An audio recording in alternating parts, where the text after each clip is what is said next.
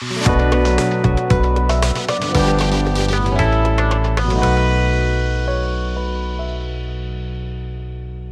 वालेकुम। हम सॉल्व कर रहे थे एक्सरसाइज 2.9। इससे प्रीवियस वीडियोस में हमने क्या क्या कॉन्सेप्ट क्लियर कर लिए हैं, पहले हम वो देख लेते हैं। सीकेंट लाइन का कॉन्सेप्ट हमने क्लियर किया था, फिर हमने टेंजेंट लाइन का किया था, फिर हमने देखा था प्लेन कर्व क्या होती है, ज्योमेट्रिकल रिप्रेजेंटेशन ऑफ डेरिवेटिव को सारा उसका एक्सप्रेशन देख लिया था, और फिर क्रिटिकल पॉइंट और क्रिटिकल वैल्यू को देख लिया था। स्टेशनरी पॉइंट का कॉन्सेप्ट क्लियर किया था। इंक्रीजिंग और डिक्रीजिंग फंक्शन चेक किस तरह करते हैं और इनका इंटरवल किस तरह फाइंड करते हैं वो देख लिया था, और पॉइंट ऑफ इंफ्लेक्शन और सैडल पॉइंट को भी क्लियर कर लिया था। आज जो हमारा टॉपिक है वो क्या है, basically first order derivative test. ये बेसिकली आज हमने करना है, ठीक हो गया। अच्छा, इसमें हम दो चीजें देखेंगे आज के वीडियो में। एक हम पहले एक ओवरव्यू लेंगे, ठीक हो गया। एक क्या करेंगे, इसका ओवरव्यू लेंगे। ओवरव्यू का मतलब क्या है तो वो मैं आपको आगे बताता हूँ। और दूसरी चीज हम क्या करेंगे, प्रॉपर इसकी क्या करेंगे, एक्सप्लेनेशन देखेंगे कि किस तरह ड्राइव हुआ है सारा ये, ठीक हो गया। तो हमने दो काम कर रहे हैं, फर्स्ट ऑर्डर डेरिवेटिव टेस्ट को देखना है, एक उसका ओवरव्यू लेंगे और एक उसकी प्रॉपर एक्सप्लेनेशन करेंगे। तो पहले हम इसका ओवरव्यू लेते हैं। अच्छा, ओवरव्यू लेने का मतलब क्या है, जब मैं ये वर्ड यूज कर रहा हूँ ओवरव्यू, मेरे इस बात का मतलब क्या है इसको पहले समझ लें। बेसिकली जो मैंने एक्सप्लेनेशन कहा है ना, प्रॉपर एक्सप्लेनेशन, उसमें प्रॉपर प्रूफ करवाऊंगा, पूरा मेथड बताऊंगा आपको फर्स्ट ऑर्डर डेरिवेटिव टेस्ट का। लेकिन जो प्रूफ या डेरिवेशन होती है ना, बेसिकली उसमें सिंपल हम जर्नल वैल्यूज यूज कर रहे होते हैं, A B C X Y, तो वो जर्नल सी चीज हो जाती है, उसकी हमें इतनी हैबिट नहीं होती, ठीक है ना। मतलब जैसे अगर हम डेरिवेटिव का चैप्टर सोल्व कर रहे हैं तो हर चैप्टर के स्टार्ट में 2 3 4 5 प्रूफ आएंगे, उसके बाद क्वेश्चन भी सोल्व कर रहे हैं। तो इन शॉर्ट ये कि एक चैप्टर में हमने अगर 10 प्रूफ या 20 प्रूफ किए हैं तो 200 या 300 हमने क्वेश्चन सोल्व किए हैं। तो हमें ज्यादा आदत किसकी होती है, क्वेश्चन की या प्रूफ की? क्वेश्चन की। क्वेश्चन से बड़ी जल्दी हम चीज को पिक कर लेते हैं, यार ये मेथड है, इस तरह करना है चीजों को, ठीक है। तो इसलिए हम पहले क्या करेंगे, वो जो ओवरव्यू मैंने वो लफ्ज बोला ना, वो मैंने इस काम के लिए बोला कि पहले मैं क्वेश्चन लिखूंगा, उस क्वेश्चन को थोड़ा बहुत सोल्व करूंगा, उससे आपको ना एटलीस्ट स्टेप्स क्लियर हो जाएंगे कि ये स्टेप्स लगाने हैं। फिर स्टेप्स क्लियर करने के बाद हमने जो लॉजिक को समझना है ना, कि उसके पीछे मंतक क्या है, वो हम फिर प्रॉपर डेरिवेशन से समझेंगे। लेकिन अगर मैंने ऐसा किया ना कि डायरेक्ट डेरिवेशन पे लेके गया आपको, और उधर ही मैं आपको बता रहा हूँ अभी हमने ये स्टेप करना है, ये स्टेप करना है, और साथ में बता रहा हूँ ये स्टेप में ये कॉन्सेप्ट है, तो वो डबल हो जाएगा, वो बहुत कॉम्प्लेक्स हो जाता है, ठीक है ना। क्योंकि थोड़ा सा कॉम्प्लेक्स भी है, थोड़ा ट्रिकी भी है आज वाला प्रूफ ना हमारा। तो आई होप तो आपको मेरा ये पॉइंट क्लियर हो गया, जो मैंने इतना एम्फोसाइज किया सिर्फ इस बात के ऊपर कि ओवरव्यू का क्या मतलब है, ठीक हो गया। तो हम पहले ओवरव्यू लेते हैं, उसके बाद हम जर्नल प्रूफ करेंगे, ठीक हो गया। आपने कनेक्ट रहना है, स्टेप बाय स्टेप देखेंगे, इतना भी मुश्किल नहीं है। अगर आप स्टेप बाय स्टेप पेशेंस के साथ समझेंगे इसको, तो आपकी बड़ी अच्छी तरह क्लियर हो जाएगा आज की वीडियो में। तो हम क्या करते हैं, इसका फर्स्ट ऑर्डर डेरिवेटिव टेस्ट। अच्छा, अब मैंने आपको जो ओवरव्यू बताना है और आपको वो बताना है इसकी प्रॉपर एक्सप्लेनेशन, उससे पहले एक पॉइंट है छोटा सा, पहले मैं आपको वो बता देता हूँ कि फर्स्ट ऑर्डर डेरिवेटिव टेस्ट का पर्पस क्या होता है।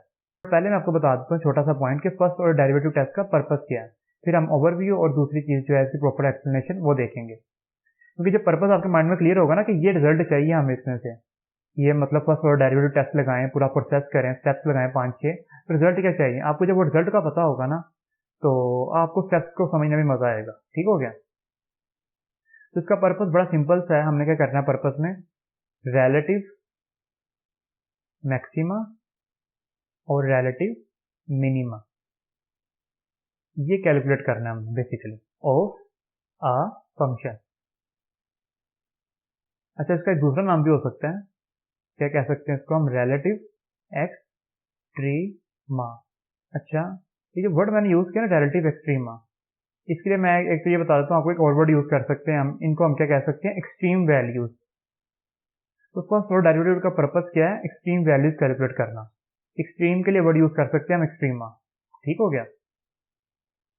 अच्छा, ये मतलब क्या है एक्सट्रीम वैल्यूज, कौन सी एक्सट्रीम वैल्यूज या रिलेटिव एक्सट्रीमा का वर्ड यूज कर रहा हूँ, इसका मतलब क्या है। तो मैं ना ग्राफ बनाता हूँ, उधर से आपको समझ आ जाएगा।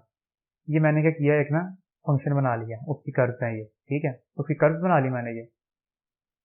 आप अगर इस पर गौर करें, ये एक एफ ऑफ एक्स का मतलब फॉर एग्जाम्पल है, तो मैं क्या करता हूँ, ये जो एक्सट्रीम वैल्यूज मैंने लिखा है ना, इसको समझ लें ज़रा हम पहले। ये पॉइंट और ये पॉइंट अगर देखें तो ये पॉइंट है, इस तरह ये पॉइंट है, ये काफ़ी ज़्यादा पॉइंट है छोटे छोटे जो कर्व की कॉर्नर पे आ रहे हैं। तो ये पॉइंट हो गया, नीचे वाला पॉइंट हो गया, ये हाईएस्ट पॉइंट है, ये लोएस्ट पॉइंट है। तो जब मैं एक्सट्रीम का वर्ड यूज़ कर रहा हूँ ना, तो बेसिकली ये हाईएस्ट और लोएस्ट पॉइंट पे जो वैल्यूज है ना वो कैलकुलेट हो रही हैं। इसके लिए मैं एक्सट्रीम वैल्यूज का वर्ड यूज़ कर रहा हूँ। समझ आ गया ना आपको? एक्सट्रीम का यूज़ कर रहा हूँ कि मैंने ये टॉप पे और पीक पे वैल्यू कैलकुलेट करनी है। तो फर्स्ट और डेरिवेटिव टेस्ट का पर्पज यही है कि ये जो एक्सट्रीम पे वैल्यूज है इनको कैलकुलेट करना। ठीक हो गया? अच्छा, अब साथ अगर मैं यूज़ किया वर्ड रिलेटिव। अब रिलेटिव का मतलब क्या है? जैसे मैं फॉर एग्जाम्पल ये एक पॉइंट है, इसको मैं 1 कहता हूँ, ये एक पॉइंट है, इसको 2 कहता हूँ, ये 3 है, ये भी कोई पॉइंट है, ये भी कोई पॉइंट है, ये भी पॉइंट है, ये नीचे भी पॉइंट है। तो अगर ये फर्स्ट पॉइंट पे देखो, अगर आप जो ये फर्स्ट पॉइंट है, ये पॉइंट के अगर आगे भी कोई पॉइंट है, पीछे भी कोई पॉइंट है, तो ये जो सेंटर में पॉइंट है, ये क्या है? ये बिगर है ना as compare to neighbour values. आपको पॉइंट क्लियर हुआ है ना कि इस पॉइंट को अगर हम इसके आगे पीछे देखें तो ये बड़ा पॉइंट है। तो इसलिए मैं रिलेटिव एक्सट्रीमा का वर्ड यूज कर रहा हूँ। रिलेटिव कहते हैं दूसरे से कंपैरिजन। तो इस पॉइंट को मैं इसके आगे पीछे देख रहा हूँ तो ये पॉइंट ऊपर है, तो इसलिए मैं रिलेटिव का वर्ड यूज कर रहा हूँ कि उसका कंपैरिजन कर रहा हूँ साथ वाले पॉइंट से। सेकंड एक्सट्रीमा इसलिए कह रहा हूँ कि इन दोनों पॉइंट्स में सबसे ऊपर है, यहाँ तो सबसे ऊपर होता है, ठीक है। इसी तरह मैं क्या कहता हूँ, अगर मैं ये पॉइंट देखूँ, ये नीचे वाला पॉइंट देखते हैं फॉर एग्जाम्पल, ये स्मॉलर है as compare to neighbour values, क्योंकि इसके नीचे इसके आगे जाएंगे अगर हम तब भी कोई वैल्यू बड़ी हो गई है, फंक्शन आगे चला गया, इससे पीछे आएंगे तभी फंक्शन ऊपर है, ये नीचे है, सबसे नीचे है। तो ये फिर एक्सट्रीमा किस्म का बन गया ना, एक्सट्रीम आ गई ना, चाहे लोएस्ट है चाहे हाईएस्ट है, लेकिन इसके कंपैरिजन में रिलेटिव में आगे पीछे, ठीक हो गया। तो इसलिए ये रिलेटिव का वर्ड या एक्सट्रीमा का वर्ड या एक्सट्रीम का वर्ड ये इनके लिए यूज हो रहा है क्योंकि हमने यहाँ पे वैल्यूज कैलकुलेट करनी है, ठीक है। इससे करना क्या है? फर्स्ट ऑर्डर डेरिवेटिव टेस्ट के थ्रू, ठीक हो गया। तो आपको मैंने बता दिया है कि पर्पस क्या है फर्स्ट ऑर्डर डेरिवेटिव टेस्ट का। तो हमारा टारगेट क्या है आज का? फर्स्ट ऑर्डर डेरिवेटिव टेस्ट से हमने क्या करना है, ये क्या इसका प्रोसेस समझना है, इसका हमने क्या प्रोसेस क्या होता है इसका, ठीक है। किस काम के लिए? For finding out relative maxima and relative minima, ठीक हो गया। पर्पस मैंने क्लियर कर दिया, ग्राफ की फॉर्म में भी क्लियर कर दिया और मैंने लिख भी दिया, हर तरह से एक्सप्लेन भी कर दिया, ठीक हो गया। सेकंड पॉइंट, अब दो चीजें रह गई हमारी, ओवरव्यू देखना है और हमने प्रॉपर एक्सप्लेनेशन देखनी है, ठीक है। अब हमने क्या करना है, पर्पस क्लियर है। अब हमने क्या करना है, पहले हम इसका ओवरव्यू लेते हैं, उस ओवरव्यू से हमें स्टेप्स एटलीस्ट क्लियर हो जाएंगे कि हमने फर्स्ट ऑर्डर डेरिवेटिव टेस्ट का मतलब क्या जो है कि वो जो स्टेप्स हैं 5, 6 वो क्या स्टेप्स है, ठीक है। तो फर्स्ट ऑर्डर डेरिवेटिव टेस्ट को आप प्रोसेस भी कह सकते हो और आप एक मेथड भी कह सकते हो, ठीक है। अच्छा, अब मैंने फॉर एग्जाम्पल ये क्वेश्चन लिया, तो फर्स्ट ऑर्डर डेरिवेटिव टेस्ट क्या कहता है कि सबसे पहले आपके पास जब क्वेश्चन में क्वेश्चन हुआ करेगी ना, स्टेप 1 में आपने क्या करना है, आपने डेरिवेटिव ले लेना है इसका, ठीक हो गया। तो ये बात याद रखनी है, जब भी कहीं फर्स्ट ऑर्डर डेरिवेटिव टेस्ट आपने लगाना है तो पहला मतलब है इसका कि हमने क्वेश्चन जो गिवन है उसका डेरिवेटिव ले लेना है। सेकंड पॉइंट क्या करना है, हमने स्टेशनरी पॉइंट्स कैलकुलेट करने हैं। अच्छा, स्टेशनरी पॉइंट कैलकुलेट किस तरह करते हैं, उसकी कंडीशन क्या है, मैंने ये बता दिया हुआ पहले प्रीवियस वीडियोस में कि स्टेशनरी पॉइंट का मतलब होता है जहां पर डेरिवेटिव 0 होता है। तो अगर स्टेशनरी पॉइंट मैंने निकालना है, इसका मतलब है कि मैं डी वाई और डी एक्स को क्या करूंगा, 0 के इक्वल पुट कर दूंगा, या फिर इस बात का मतलब है कि मैं जो डेरिवेटिव आया हुआ है उसको 0 के इक्वल पुट कर दूंगा, इसकी वैल्यू आ गई 1, हमारे पास एक स्टेशनरी पॉइंट आ गया। तो स्टेप 1 में क्या किया, हमने डेरिवेटिव फाइंड किया। सेकंड स्टेप में हमने स्टेशनरी पॉइंट्स के लिए डेरिवेटिव को 0 के इक्वल पुट किया, ठीक हो गया। थर्ड पॉइंट हमने क्या देखना है कि सिलेक्शन करनी है of point near x values, ठीक हो गया। फॉर एग्जाम्पल एक्स क्या 1, तो ये जो मैंने हेडिंग दिया थर्ड पॉइंट की कि selection of points near x values, इसका मतलब है कि ये जो पॉइंट सेलेक्ट करना है नियर एक्स वैल्यूज का मतलब है, समझ लिया, नियर एक्स वैल्यूज का मतलब है कि जो एक्स की वैल्यू ऊपर निकाली है ना हमने स्टेशनरी पॉइंट्स के थ्रू, वो जो 1 पॉइंट निकाला है, एक्स इज इक्वल टू 1 निकाला है, उसके आगे पीछे वैल्यू देखनी है। मतलब एक्स के आगे क्या वैल्यू होती है, 1 के आगे 2 होती है, 3 होती है, और पीछे में 0 हो जाएगी, -1 हो जाएगी। तो हमने आगे और पीछे एक एक वैल्यू लेनी है, ये बात याद रखनी है, आगे और पीछे एक एक वैल्यू लेनी है हमने, ठीक हो गया। तो मैं कह देता हूँ यहाँ पे x3 कह देता हूँ, यहाँ पे मैं x का ले लेता हूँ -1, तो आगे पीछे वैल्यू ले लिया मैंने। अच्छा इसको नाम दे देते हैं हम इसको x1 कहते हैं, इसको x2 और सेंटर वाले को x3। ये 3 स्टेप्स क्लियर है। पहले इक्वेशन होगी, उसका हमने क्या निकालना होता है, derivative. Second point, stationary points निकालने के लिए डेरिवेटिव को 0 के इक्वल पुट करेंगे और पॉइंट आ जाएगा। थर्ड पॉइंट कि जो हमने स्टेशनरी पॉइंट निकाला हुआ है उसके आगे और पीछे एक एक वैल्यू ले लेंगे हम x की। ठीक हो गया। इसको मैं इक्वेशन 1 कह देता हूँ और इसको मैं इक्वेशन 2 कह देता हूँ। अब हमने स्टेप 4 क्या करना होता है, बेसिकली स्टेप 4 क्या करना होता है, हमने जो हमारे पास ये अब पॉइंट ये है कि हमने ये वैल्यूज क्यों ली है x1 और x2। ठीक है, मतलब जो आगे पीछे वैल्यूज लिए हैं ये क्यों लिए हैं, ये जो आगे पीछे वाली वैल्यूज है ना, मतलब -1 और 3 जो हमने स्टेशनरी पॉइंट के आगे पीछे लिए हैं, इन वैल्यूज को जो डेरिवेटिव की इक्वेशन फाइंड की होगी ना हमने, उसमें पुट करना है। रिपीट कर देता हूँ कि स्टेप 4 में क्या करना है, जो वैल्यूज हमने अज्यूम की हैं x के आगे और पीछे, यानी कि स्टेशनरी पॉइंट के आगे और पीछे, उन दोनों वैल्यूज को हमने स्टेप बाय वन क्या करना है, डेरिवेटिव की जो इक्वेशन फाइंड की होगी वो उसमें पुट करना है। ठीक है, स्टेप 4 क्या होगा, put x1 x3 in equation 2। ये किस लिए पुट करना है हमने, फॉर चेकिंग dy/dx। हमने ये पुट क्यों करना है, हमने पुट करके देखेंगे कि dy/dx का आंसर क्या आता है, पॉजिटिव आता है या नेगेटिव आता है। पॉजिटिव नेगेटिव का मतलब कि हम इसमें पुट करेंगे ना, ऊपर जैसे 6x - 6 है, उसमें मैंने पुट कर दिया 1, तो मैं देखूंगा कि ओवरऑल आंसर 0 से बड़ा आ रहा है, 0 से छोटा आ रहा है। 0 से बड़ा है तो इसका मतलब होता है पॉजिटिव, 0 से छोटा है तो मतलब नेगेटिव। तो मैं ये कहना चाह रहा हूँ। ठीक हो गया कि स्टेप 3 से जो वैल्यूज आई हैं उन वैल्यूज को स्टेप 1 से जो डेरिवेटिव इक्वेशन आई है उसमें पुट करेंगे और उससे हमें पता क्या लगेगा dy पॉजिटिव है या नेगेटिव है। ठीक हो गया, ये 4 पॉइंट आपको आई होप तो क्लियर हो गए होंगे। अब इधर ही मैं आपको इस 4 पॉइंट में जो हमारा जो काम है वो हमने ये क्यों किया है, अगर मैं आपको बताता हूं, अगर dy/dx किस तरह है, पॉजिटिव, ये मैंने लिखा ना dy/dx पॉजिटिव है, ये मैं किसके लिए यूज कर रहा हूँ वर्ड, ये मैं जो प्रीवियस वैल्यू होगी ना स्टेशनरी पॉइंट की, मतलब स्टेशनरी पॉइंट x3 क्या है, 1 है ना, तो 1 से जो प्रीवियस वैल्यू अज्यूम किया मैंने -1, ये मैं उसके लिए कह रहा हूँ। ठीक है, अगर dy/dx का आंसर पॉजिटिव आए प्रीवियस वैल्यू पुट करने के बाद, ठीक है, और अगर dy/dx का आंसर पॉजिटिव से किधर शिफ्ट कर जाए, नेगेटिव, मतलब ये नेगेटिव किस लिए मैंने लिखा है कि जो हमारे पास वैल्यू अज्यूम किया ना हमने स्टेशनरी पॉइंट के बाद, मतलब x = 1 अज्यूम किया ना, जो हमने निकाला है, 1 के बाद क्या वैल्यू अज्यूम किया, 3 किया, तो जो 3 पुट करेंगे अगर नेगेटिव आंसर आता है, तो ये उसके लिए मैंने नेगेटिव बनाया। ठीक है, तो अगर dy/dx पॉजिटिव से नेगेटिव शिफ्ट हो वैल्यूज पुट करने के बाद, ठीक है, तो इसको हम क्या कहेंगे, ये क्या है, x3 पे फंक्शन क्या है हमारा, x3 मतलब वो जो स्टेशनरी पॉइंट है हमारा, मिड पॉइंट, x3 पे हमारा फंक्शन हम क्या कहेंगे, रिलेटिव क्या है, मैक्सिमा। उधर जो वैल्यू आएगी ना हमारे पास उसे रिलेटिव मैक्सिमा कहेंगे।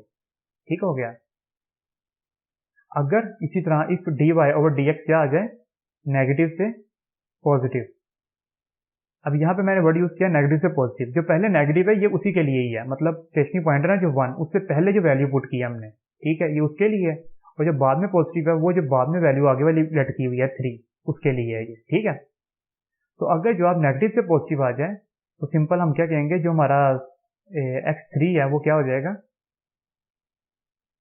Relative minimum. अच्छा आपने ना ये स्टेप याद रखना है माइंड में अच्छी तरह, ये भूलना नहीं है। क्या पॉइंट कि जो बेसिकली मैंने जो बोला ना कि जो पहली कंडीशन लिखी कि dy/dx पॉजिटिव से नेगेटिव हो जाए तो रिलेटिव मैक्सिमा है, तो हमेशा पीछे से आगे जाना है, आगे से पीछे कभी नहीं आना, हमेशा पीछे से आगे जाना है। मैंने जब लिखा ना dy/dx पॉजिटिव से नेगेटिव शिफ्ट होता है, तो मैंने आपको बताया कि जो जो पॉजिटिव लिखा है वो मैंने लिखा है x1 के लिए, और जो मैंने नेगेटिव लिखा है वो मैंने लिखा है x2 की वैल्यू के लिए। ठीक है, इसी तरह जो सेकंड कंडीशन मैंने बताई कि जो dy/dx शिफ्ट करे नेगेटिव से पॉजिटिव की तरफ, तो जो मैंने नेगेटिव बताया वो मैंने x1 के लिए बताया, पॉजिटिव बताया x2 के लिए।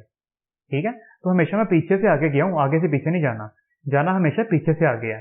लेकिन ये आपने क्रैम कर लेना है, पॉजिटिव से नेगेटिव गया है तो जो x3 होगा सेंटर वाली वैल्यू जो हमारी मेन वैल्यू है वो वहां पर रिलेटिव मैक्सिमा होगा, और अगर नेगेटिव से पॉजिटिव गया है तो सेंटर वैल्यू पे हमारा रिलेटिव मिनिमा होगा। ठीक है, अच्छा यहाँ पे जो पॉइंट है ना x3 पॉइंट, ये सिर्फ पॉइंट है, ये वैल्यू नहीं है, ये सिर्फ एक पॉइंट है। इस पॉइंट को आगे देखते हैं अभी क्या करना है। यहाँ से सिर्फ हम गेस कर पा रहे हैं कि हमारे पास जो फंक्शन है ना इस पॉइंट पे, यहाँ तो रिलेटिव मैक्सिमा है या मिनिमा है। अभी उसका आंसर क्या है उस पॉइंट के ऊपर, मतलब उस पॉइंट पे y की वैल्यू क्या है वो नहीं पता लगी। अभी जस्ट पता लगा कि ये चीज हाँ यार यहाँ पे मैक्सिमा या मिनिमा है। ये सिर्फ उस काम के लिए हमें स्टेप 4 की है। ठीक हो गया, तो ये स्टेप 4 हमारा कंप्लीट हो गया। ठीक हो गया, अब हमने देखना स्टेप 5 कि फंक्शन पॉजिटिव से नेगेटिव हुआ है, तो ये तो पता लग गया हमें कि रिलेटिव क्या है हमारा, ये ऊपर जो मैं बताया तो फंक्शन पॉजिटिव रिलेटिव मैक्सिमा आया हमारा। ठीक है, ठीक हो गया ना।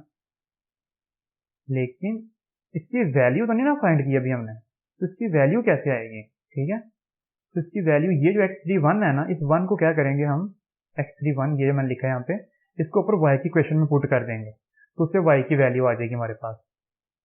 ये रिलेटिव मैक्सिमा की वैल्यू आई है हमारे पास। ठीक है, ये वैल्यू है।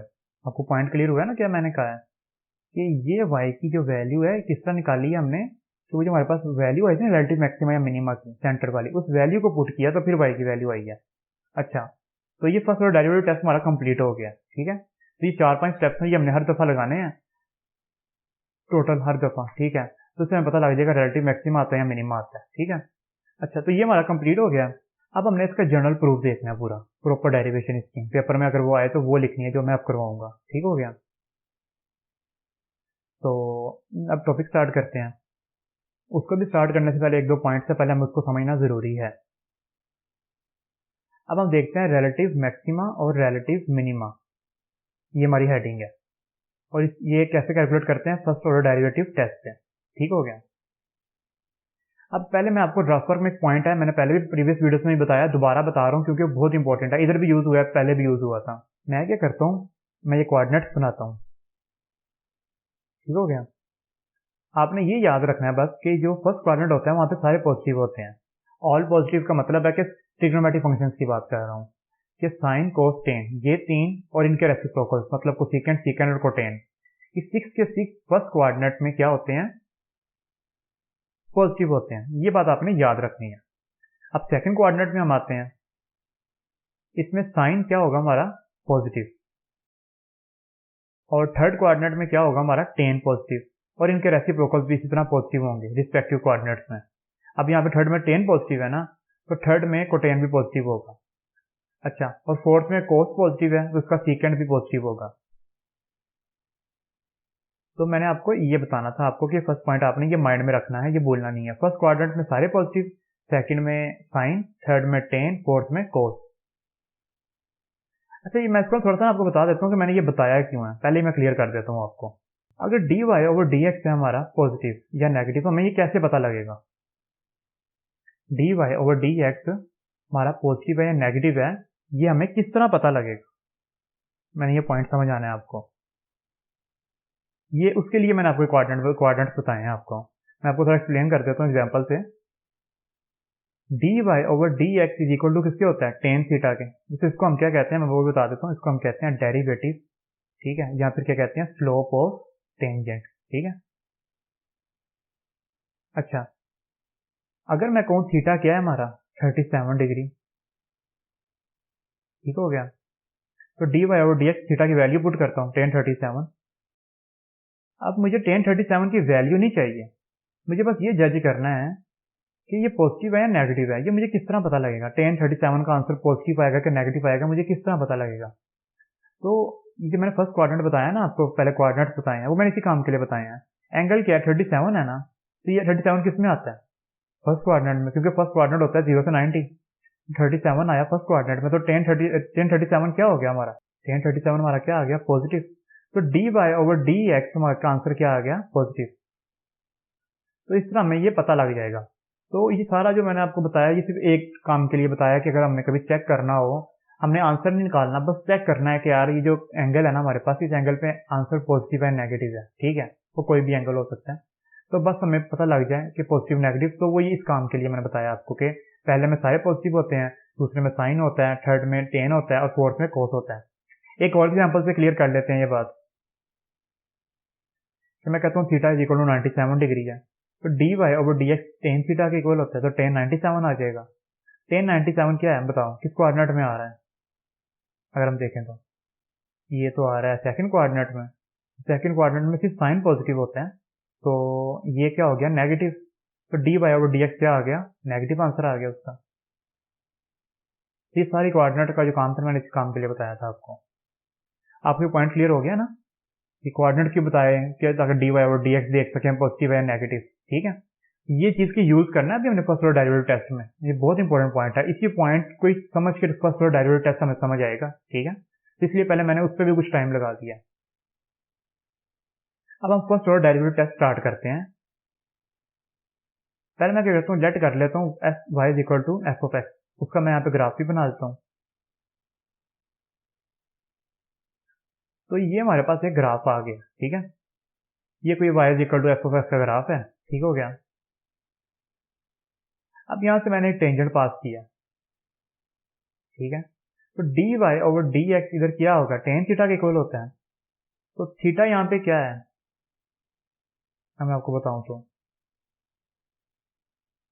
अगर आप इस लाइन को देखो, अभी मैंने देखना कि थीटा क्या है यहाँ पे, उसके लिए मैं बना रहा हूँ ये लाइन देखो अगर आप, और अगर आप ये लाइन देखो, ये दोनों लाइन पैरेलल नहीं है, पैरेलल है ना। तो हमें पता नहीं है कि जब पैरेलल होता है एंगल क्या होता है, 0 डिग्री। तो जो थीटा है उसकी जगह मैं 0 पुट कर देता हूँ, तो टेन 0 क्या आ गया, 0। अच्छा, d y over d x को मैं एफ डैश एक्स भी तो कह सकता हूँ। तो नीचे मैं लिख देता हूँ f dash x is equal to 0। मतलब जो डेरिवेटिव क्या आ गया हमारा, 0 आ गया। ठीक है, अभी क्यों कर रहा हूँ बताता हूँ आपको, बस इसको समझ लें। इसी तरह इस पॉइंट को देखें अगर हम, इधर भी एफ डैश एक्स 0 आ जाएगा, इधर भी क्या आ जाएगा, एफ डैश एक्स 0। तो इसको मैं थोड़ा सा क्या करता हूँ, नीट करके लिख देता हूँ जिस काम की हमें जरूरत है। तो स्टेप 1 में हमने ये नहीं करना होता था, मैंने आपको बताया था कि हमने फर्स्ट स्टेप में क्या करना है, जो इक्वेशन है उसका डेरिवेटिव लेना है। तो ये डेरिवेटिव ही तो लिया हमने। तो स्टेप 1 हमने इस तरह किया कि हमने क्या किया, डेरिवेटिव ले लिया। ठीक हो गया। अच्छा, अब हमने आगे क्या किया था काम, हमने स्टेशनरी पॉइंट्स निकाले थे। तो फॉर स्टेशनरी पॉइंट्स मैं क्या करता था, ये डेरिवेटिव को क्या करता हूँ, 0 के इक्वल पुट करता हूँ। तो इसीलिए ना हमने ये 0 पे लिया हुआ है स्टेशनरी पॉइंट के लिए, क्योंकि स्टेशनरी पॉइंट पे की डेफिनेशन यही है कि जहाँ पे डेरिवेटिव 0 होता है। ठीक है, तो इसलिए जो मैंने ये कर्व बनाई है ना, टेंजेंट्स बनाए हैं, मैंने इसलिए यहाँ पे बनाए हैं ये। ठीक हो गया, ये पर्पज ये था इसका। तो अच्छा, अभी स्टेशनरी पॉइंट को 0 के इक्वल पुट किया था, तो उधर हमारी वैल्यूज आई थी ना, ए बी की वैल्यू, एक्स की वैल्यूज आई थी। ठीक हो गया, वो वैल्यूज कौन सी थी मैं यहाँ ग्राफ में बता देता हूँ। तो यहाँ से मैं ये वर्टिकल लाइंस ड्रॉ करता हूँ, यहाँ से भी ड्रॉ करता हूँ। ठीक है, तो यहाँ पे ये जो एक्स की वैल्यूज आई हैं ना, ये वैल्यूज हैं वो जो स्टेशनरी पॉइंट्स की वैल्यूज आती हैं। मैं कंसीडर कर लेता हूँ वैल्यूज क्या आई हैं, मैं अज्यूम कर लेते हैं हम कि वो एक्स की वैल्यूज क्या आई हैं हमारी, ए और बी। ठीक है, तो ये वो स्टेशनरी पॉइंट्स को हम निकालने के लिए डेरिवेटिव को 0 के इक्वल पुट किया था, समझो वो हमने पुट किया है, हमारे पास ए और बी की वैल्यूज आ गई, ज्यादा भी हो सकती है, मैंने 2 ही पिक किए हैं। तो फर्स्ट स्टेप हमारा कंप्लीट हो गया, ये एफ डैश एक्स आ गया, और सेकंड ये बी की वैल्यूज भी आ गई।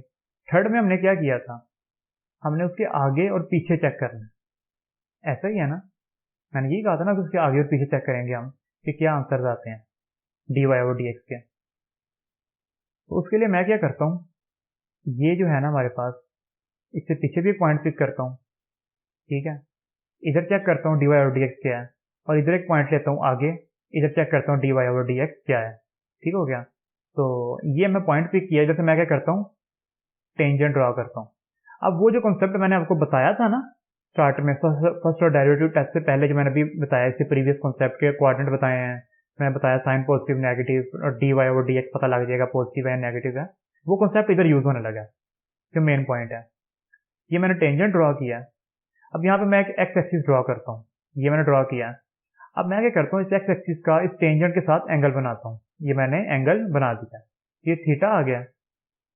अब मुझे चेक करना है ये थीटा पॉजिटिव है या नेगेटिव है, सॉरी मुझे ये चेक करना है थीटा किस कोऑर्डिनेट में जा रहा है। ठीक हो गया, मुझे ये चेक करना है। तो मैं आपको रफ वर्क में बताता हूँ कि अगर हम देखें कि थीटा की वैल्यू क्या है, ये मैंने प्लस बनाया है, ये एंगल 90 होता है जो मैंने प्लस बना के बनाया एंगल, मतलब दो लाइन जब परपेंडिकुलर हो। लेकिन हमारा क्या है यहाँ पे गौर करें अगर, हमारी तो लाइन ये वाली है जो दो लाइन परपेंडिकुलर के दरमियान जो लाइन खींची है ना मैंने, हमारी लाइन तो यहाँ पे आई हुई है, फॉल कर रही है, जो टेंजेंट की लाइन है। तो ये तो 90 से छोटा नहीं हो गया? तो 90 से छोटा ही है तो मैं कह सकता हूँ ना dy और dx हमारा tan थीटा के इक्वल होता है, और जो हमारा थीटा आया वो क्या है, वो स्मॉलर देन 90 है। तो स्मॉलर देन 90 का मतलब क्या होता है कि किधर कर रहा है वो हमारा वो tan, फर्स्ट कोऑर्डिनेट में थीटा चला गया ना, तो फर्स्ट कोऑर्डिनेट में सारी वैल्यूज ही पॉजिटिव होती हैं, तो tan भी क्या हो गया हमारा, पॉजिटिव। तो tan पॉजिटिव का मतलब क्या है, हमारा dy और dx क्या आ गया, पॉजिटिव आ गया। आपको पॉइंट क्लियर हुआ है ना कि dy और dx क्या आ गया, हमारा पॉजिटिव आ गया। तो ये काम कौन सा कर रहे हैं हम, ये वो जो मैंने आपको नेक्स्ट स्टेप बताया था वैल्यू कैलकुलेट करने के बाद, कि हमने जब ये चेक करना होता था कि हमारा dy पॉजिटिव से नेगेटिव शिफ्ट होता है या नेगेटिव से पॉजिटिव शिफ्ट होता है। ठीक है, पॉजिटिव से नेगेटिव शिफ्ट हो रहा है अगर हमारा, तो अच्छा यहाँ पे मैंने वैल्यू एग्जैक्ट नहीं पिक की कि मैं कहूँ यार यहाँ पे मैंने 1 और 3 पिक किया, क्योंकि यहाँ पे जरूरत नहीं है, यहाँ पे मैंने आपको ऐसे ही समझा दिया, लेकिन क्वेश्चन में हम पिक करेंगे। तो क्वेश्चन में भी जर्नल करके हम कर सकते हैं कि अज्यूम कर लें, कोई वैल्यू लेट कर लें और कर लें, और भी हो सकता है। वो जब क्वेश्चन करेंगे तो देखेंगे। फिलहाल यहाँ पे मैंने क्या किया, आपको पता लग गया ना कि जब हमने ट्रेंड चेक करना था dy और dx का, कि पॉजिटिव से नेगेटिव जा रहा है या नेगेटिव से पॉजिटिव जा रहा है। तो अभी हमने एक पॉइंट तो देख लिया, dy और dx से पॉजिटिव आ रहा है। ठीक है, अब हमने आगे देखना। आगे पहले मैं आपको रफ में बता देता हूँ, ठीक है, फिर दोबारा नीट में बता दूंगा आपको। आगे ये पॉइंट पर पिक किया मैंने, ये लाइन ड्रॉ किया, टेंजेंट लाइन ड्रॉ किया, इधर से मैंने एक्स एक्सिस बनाया। अब ये जो एंगल बना है, ये एक्स एक्सिस का और टेंजेंट थीटा, इसको मैं थीटा कह देता हूँ। अगर 90 डिग्री एंगल तो ये होता है दो परपेंडिकुलर लाइन हो, लेकिन हमारी जो लाइन अगर मैं गौर कराऊं, ये प्लस से देखूं मैं, अगर हमारी लाइन तो यहाँ पे कहीं पे नहीं करके आ रही है, अगर आप नीचे गौर करें 90 से आगे निकली हुई है। तो ये तो सेकंड क्वाड्रेंट में फॉल कर रहा है एंगल यहाँ पे। तो सेकंड क्वाड्रेंट में अगर हम देखेंगे, तो अगर हम सेकंड क्वाड्रेंट में देखें तो tan क्या होता है सेकंड क्वाड्रेंट में, नेगेटिव। तो यहाँ पे dy और dx क्या आ जाएगा, नेगेटिव, ऐसा ही है ना। तो पहले हमारा dy और dx पॉजिटिव था, अब नेगेटिव है। तो जब पॉजिटिव से नेगेटिव की तरफ मूव कर रहा हो, पॉजिटिव से नेगेटिव, तो रिलेटिव मैक्सिमा होता है या मिनिमा होता है हमारा, रिलेटिव मिनिमा होता है कि मैक्सिमा होता है, वो हम देखेंगे अभी। लेकिन अब वो क्लियर हो गया ना कि इस तरह हम देख रहे हैं, तो वहां पे जो हमारा होगा ना आंसर, अब जैसे ये dy और dx पॉजिटिव से नेगेटिव गया ना, जब पॉजिटिव से नेगेटिव जाते हैं ना, तो वहां पे रिलेटिव मैक्सिमा आ जाता है सेंटर में। ठीक है, लेकिन अभी जरूरत नहीं है, अभी हम करते हैं पूरा, इसको कंप्लीट करते हैं फिर देखते हैं। अच्छा, तो ये जो है ना, इसको मैं क्या लिख सकता हूँ यहाँ पे, इसको मैं f डैश एक्स भी लिख सकता हूँ ना। तो ये dy और dx को f डैश एक्स लिख सकता हूँ मैं, बिल्कुल, क्योंकि f डैश एक्स यहाँ पे पॉजिटिव आया हुआ है। लेकिन ये कहाँ पे है, ये जो ऊपर पॉइंट है ना हमारा मेन पॉइंट, जिसको मैंने x इक्वल टू a के ऊपर पॉइंट है हमारा, उससे पहले है। तो मैं क्या लिखता हूँ, at x is equal to a। ठीक है, x is equal to a मैंने पिक किया पॉइंट हमारा, और मैं लिखता हूँ before x is equal to a से पहले पॉइंट पिक किया था ना, तो मैं उधर क्या लिख दूंगा कि वहां पे क्या आया हुआ है। अगर ये वाला पॉइंट जो था हमारा, ये वाला पॉइंट है ना बिफोर वाला, तो इधर क्या लिख दूंगा मैं, f डैश एक्स क्या है यहाँ पे, पॉजिटिव। ठीक है ना, मैंने बता दिया वो किस तरह आया, पूरा एंगल उंगल बता के सारा, तो ये पॉजिटिव है यहाँ पे।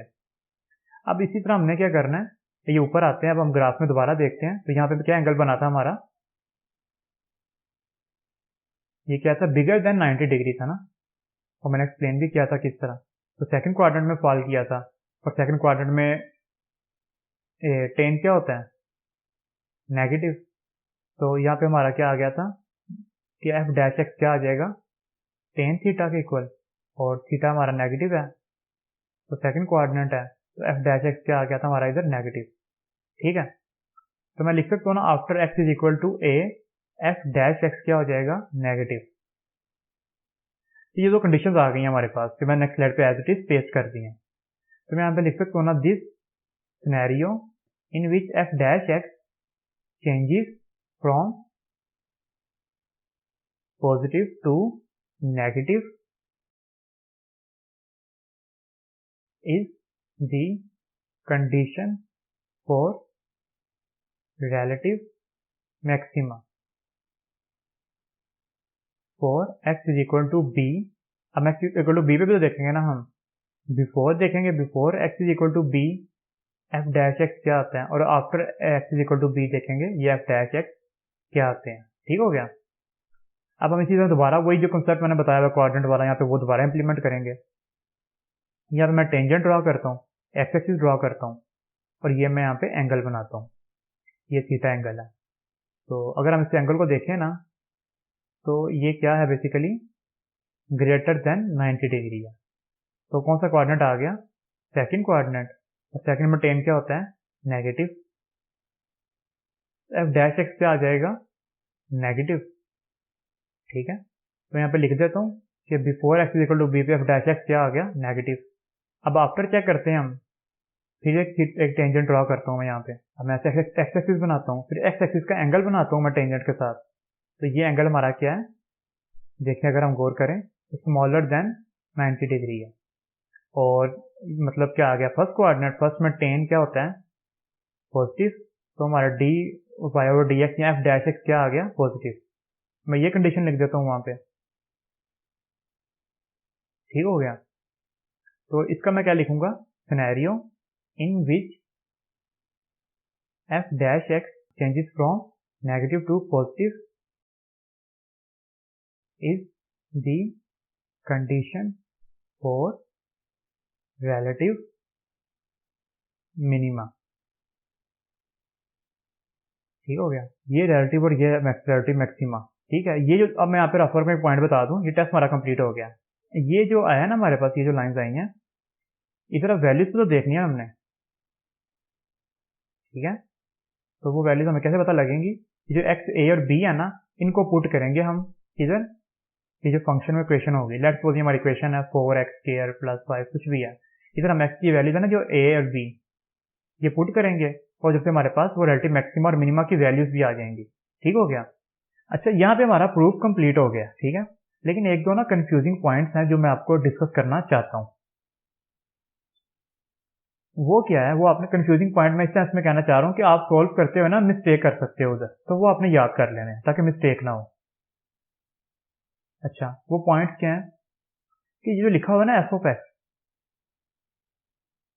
इधर जो ये x है, इसकी x की वैल्यू कहां से उठानी है, तो वो x की वैल्यू ये जो निकाली हुई है हमने, x इज इक्वल टू ए और x इक्वल टू बी, ये किस तरह निकाली थी, एफ डैश एक्स को 0 के इक्वल पुट करके। ठीक है, तो ये a और b की वैल्यू पुट करनी है ऊपर हमने। पॉइंट क्लियर हुआ ना आपको, ठीक हो गया ना। तो ये पॉइंट आपने याद रखना, ये पॉइंट नहीं बोलना आपने कि जो वैल्यू हमने जो y की वैल्यू कैलकुलेट करनी है, तो y की वैल्यू कैलकुलेट करने के लिए y की इक्वेशन में x पुट करेंगे। वो x कहां से आएगा, एफ डैश एक्स को 0 के इक्वल पुट करके जो x की वैल्यूज आई थी ना, वो पुट करेंगे ऊपर हम। ये मिस्टेक नहीं करनी, याद रखना है, पक्की बात स्टोर कर लेनी है माइंड में, भूलनी नहीं है बात। एक पॉइंट ये याद रखना है। अच्छा, और ये एफ डैश एक्स और ये एफ डैश एक्स जो मैंने ये अंडरलाइन किया है, ये भी दूसरा कंफ्यूजिंग पॉइंट है कि ये ट्रेंड जो है ना, ये बिफोर और आफ्टर जो मैंने सर्कल किया है, ये याद रखना है आपने हमेशा कि आपने पहले x इज इक्वल टू ए से वैल्यू पुट करनी है। ठीक है, फिर देखना है पॉजिटिव आ रहे हैं नेगेटिव, फिर आफ्टर में देखना है, और फिर बिफोर में जो साइन आया होगा और जो आफ्टर में साइन आया है उस रिदम को चेक करना है। जैसे मैंने कहा था ना कि हम नेगेटिव को पॉजिटिव देखते हैं या पॉजिटिव को नेगेटिव देखते हैं, ये जो रिदम है ना कि नेगेटिव से पॉजिटिव देखना है या पहले पॉजिटिव से नेगेटिव देखना है, ये बिफोर और आफ्टर को देखते हुए करना है कि बिफोर वाली वैल्यू को पहले रखना है, आफ्टर वाली वैल्यू को बाद में रखना है, फिर साइन का हमने ऑब्जर्वेशन करनी है। तो ये कंफ्यूजिंग पॉइंट से भी मैंने एक्सप्लेन कर दिया आपको। ठीक हो गया। तो इंशाल्लाह नेक्स्ट वीडियो में हम सेकंड और डेरिवेटिव टेस्ट देखेंगे। उसको इतना डिटेल में नहीं देखेंगे, ये हमने कर लिया, उसको जस्ट हमने बेसिक्स देखेंगे तो आपको वैसे ही क्लियर हो जाएगा वो, क्योंकि ये मैंने ऑलरेडी बहुत डिटेल में बता दिया। तो इंशाल्लाह नेक्स्ट वीडियो में मिलते हैं। अल्लाह हाफिज।